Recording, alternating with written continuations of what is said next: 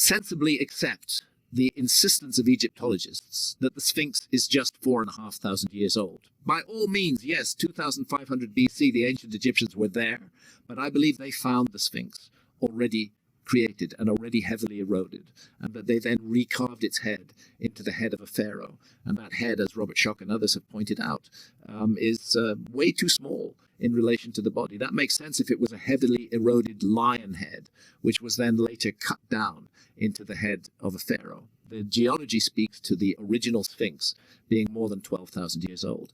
And that's the funny thing, because when Robert Schoch, and let's not forget John Anthony West. John Anthony West, and I know you had him on his show before he passed.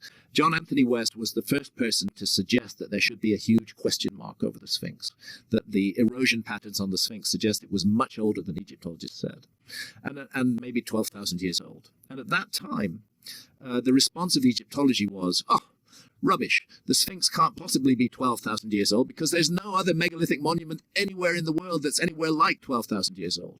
Well, that got blown out of the water completely, forever, by the discovery of Göbekli Tepe in Turkey, which isn't even that far from Egypt.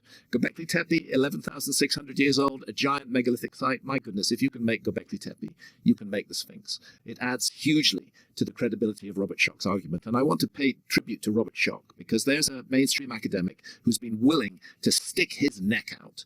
Despite taking all sorts of slings and arrows from his colleagues, he sticks with the data.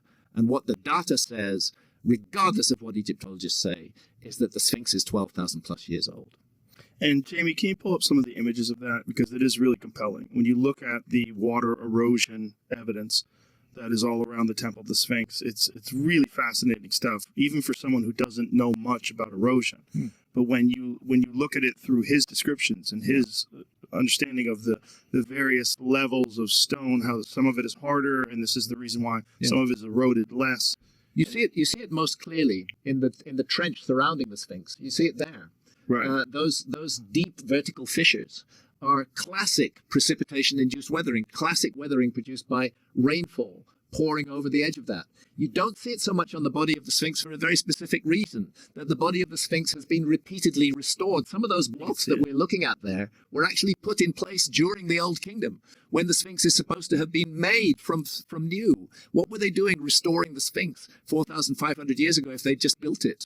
You know, logic needs to be applied to this whole process, and we need to free ourselves from the dogma of the academic mainstream. So if this water erosion began thousands and thousands of years ago, thousands and thousands of years earlier than conventional Egyptologists date this era, how old do you think that actual civilization was? Like, how far back? I think it could go back 20,000 years before that.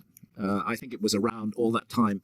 And again, this is a point that I think needs to be made. Archaeologists will tell you that the entire population of the Earth were hunter-gatherers during the Ice Age, say 20,000 years ago, at the peak of the last Ice Age. Everybody was hunter-gatherers, according to archaeologists. But we today live in a world where an advanced civilization, our own, if we dare call ourselves advanced, and in some ways I think we're not advanced at all, coexists with hunter-gatherers. There are hunter-gatherers in the Amazon rainforest. Some of them don't even know we exist. They've been spotted from aerial surveys. Hunter-gatherers in the Namibian desert. The notion that different types of civilization can coexist on the same planet shouldn't be surprising to us, because we do it. And that's what I'm suggesting was the case back then. But a civilization very different from our own. They certainly had technology, enough technology to explore the Earth, enough technology to map the Earth, very advanced astronomy, knowledge of obscure astronomical phenomena such as the precession of the equinoxes, such as the obliquity of the ecliptic. I won't go into details, but it's present in ancient knowledge. There's an amazing book, which I may have mentioned to you before, Joe, a book called Hamlet's Mill. And it was written by two professors of the history of science, Giorgio de Santillana and Hertha von Deschen, back in the 60s. And what that book is dynamite, because it shows, going back into the oldest myths and traditions of the world, highly advanced astronomical knowledge. astronomical knowledge that should not have been possessed by hunter-gatherer civilizations, astronomical knowledge that could only have been accumulated through thousands of years of careful observation and recording of data.